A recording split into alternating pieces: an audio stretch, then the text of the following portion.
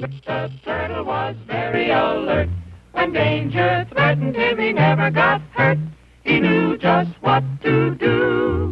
He ducked and covered, ducked and covered. Ce dessin animé date de 1951, à l'époque où les États-Unis, en pleine guerre froide avec l'URSS, redoutaient une guerre nucléaire totale. Il visait à préparer les enfants à faire face à des bombardements d'un nouveau genre. De telles consignes incitant les populations à se mettre à couvert en cas d'explosion atomique peuvent sembler dérisoires par rapport à la gravité de la situation. Mais compte tenu que nous sommes actuellement, de nouveau, au bord d'un conflit nucléaire généralisé, nous allons voir si c'est la seule manière de se protéger et que faire en cas d'attaque nucléaire. Installez-vous confortablement. C'est parti.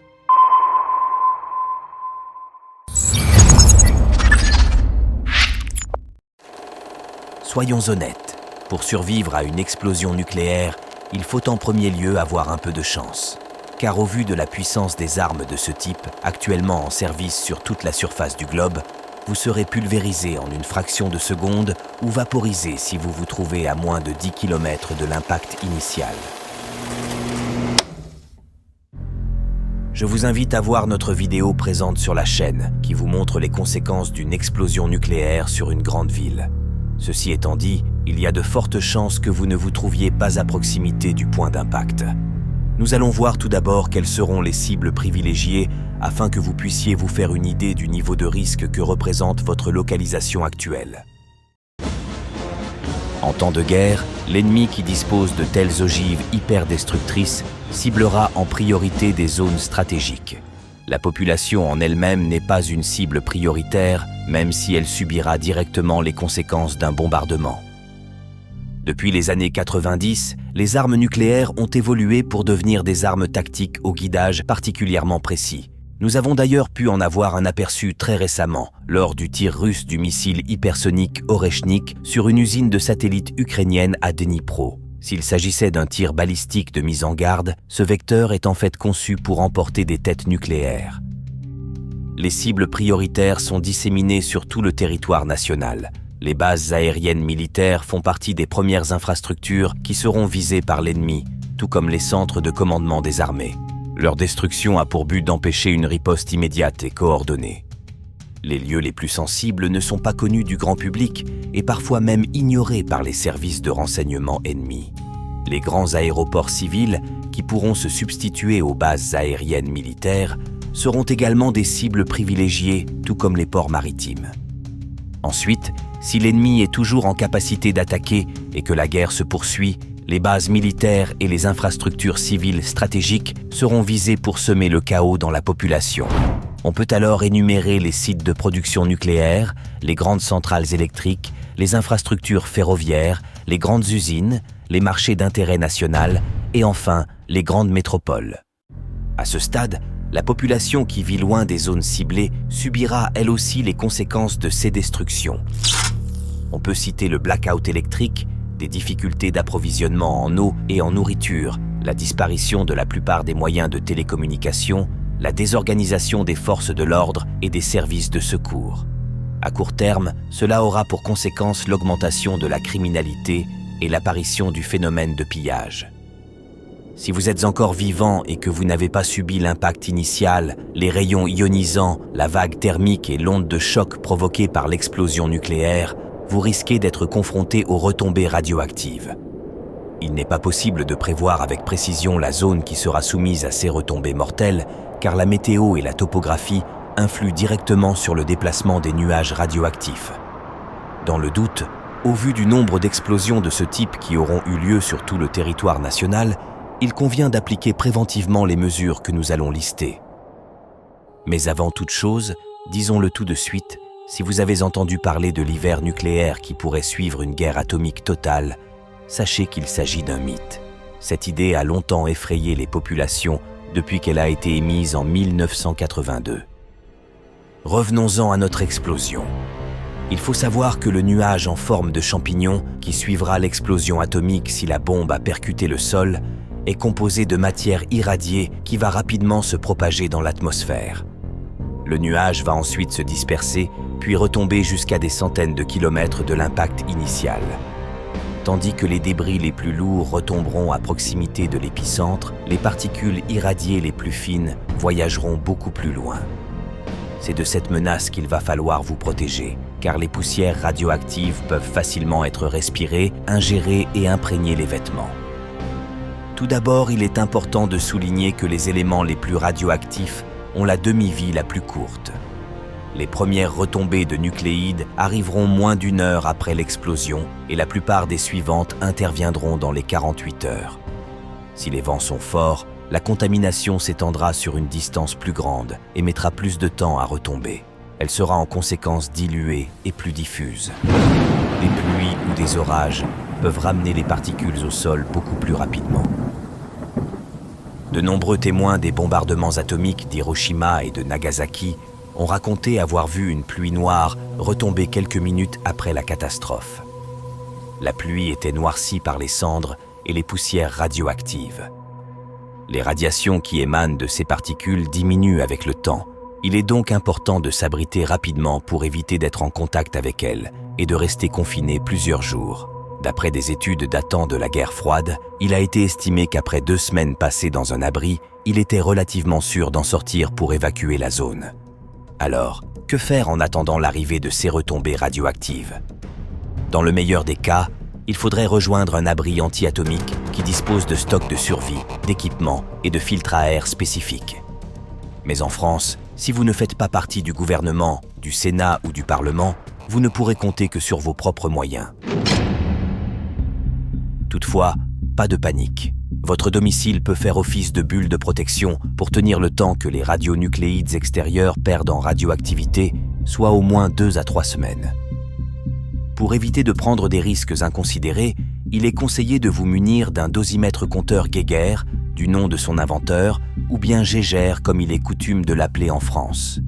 Vous trouverez un modèle que nous vous conseillons dans la description de cette vidéo.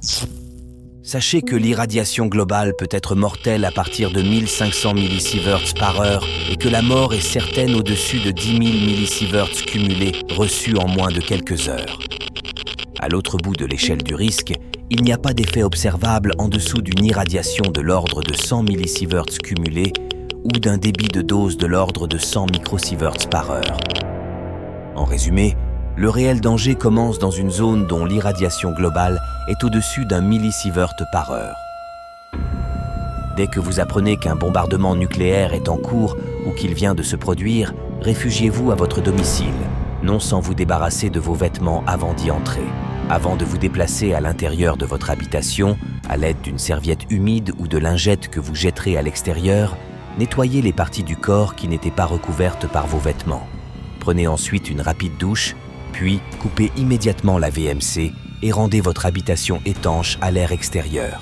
Si vous disposez de volets, laissez-les ouverts pour continuer à bénéficier de la lumière du jour et fermez vos fenêtres. Il va falloir placer du ruban adhésif entoilé sur le pourtour de tous vos ouvrants, sur les aérateurs, l'arrivée de la VMC et tout ce qui pourrait laisser entrer l'air extérieur dont les poussières sont contaminées. Si votre habitation possède une cheminée, vous devrez boucher le conduit hermétiquement, en utilisant par exemple du linge tassé dans des sacs pour faire office de bouchon. Pour diminuer le risque en cas de bris de verre, le mieux serait de recouvrir vos fenêtres de film plastique transparent pour maintenir l'air intérieur confiné. Dès que cela est correctement effectué, ou bien en parallèle si vous vous faites aider, remplissez tous les contenants que vous pouvez avec de l'eau potable, y compris la baignoire si vous en avez une. Rappelez-vous que vous ne devrez plus sortir de votre abri avant au moins 2 semaines et ne plus utiliser de l'eau du réseau public. Il est donc important d'avoir prévu un stock conséquent d'eau, de nourriture, sans oublier de sacs poubelles résistants pour y stocker les déchets organiques si leur évacuation n'est plus possible par le réseau d'épuration. Si vous avez un cumulus pour l'eau chaude, rappelez-vous qu'il contient beaucoup d'eau. Avant de la boire, pensez à la purifier. En tant que citoyen prévoyant, vous pourriez avoir l'idée d'ingérer de l'iode stable pour saturer votre thyroïde et l'empêcher de fixer des éléments radioactifs. Toutefois, l'iode radioactif n'est pas un élément qui se répandra du fait d'une bombe nucléaire. C'est un élément qui pourrait s'échapper d'une centrale en cas d'accident, ce qui fait toute la différence. Si vous pensez qu'une centrale nucléaire à proximité pourrait avoir été endommagée, il faudra prendre une décision par vous-même. En France, la prise de comprimés d'iode stable n'est conseillée que sur instruction du préfet. Lorsque vous aurez rendu votre habitation sécurisée d'un point de vue de la contamination, tentez de rester à l'écoute des sources d'informations qui seront à votre disposition, par tout moyen, télé, radio, internet, téléphone. Il faudra, autant que vous le pourrez, multiplier les sources disponibles et croiser les informations pour vous faire une idée de la situation la plus proche de la réalité. Prenez le temps de réfléchir à toutes les actions que vous allez devoir entreprendre. Désormais, vous avez une épée de Damoclès au-dessus de la tête et un mauvais choix ou une erreur pourrait vous être fatal. Si vous disposez d'un équipement complet de protection personnelle NRBC, vous pourrez évacuer la zone avec, après un minimum de 3 jours de confinement. Le but est d'attendre que le niveau de radioactivité redescende à des taux supportables. Si vous ne disposez pas d'un tel équipement, il faudra attendre 2 à 3 semaines sur place avant d'envisager une évacuation. Vous aurez besoin de couvrir toutes les parties de votre corps avec vos vêtements ou des protections quelconques, dont vous vous débarrasserez une fois en sécurité. Vous devrez également au mieux porter un masque pour vous protéger les yeux et un masque FFP2 pour protéger vos voies respiratoires, le temps de fuir de la zone irradiée.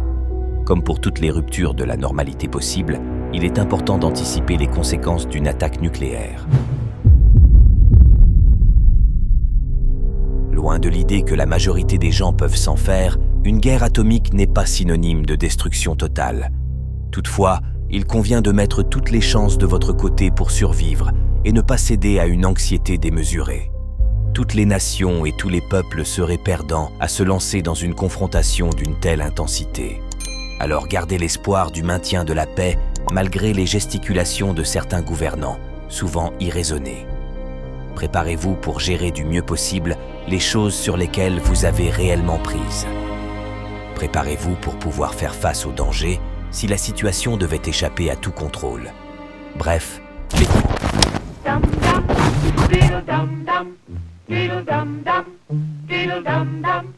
There was a turtle by the name of Bert, and Bert the turtle was very alert. When danger threatened him, he never got hurt.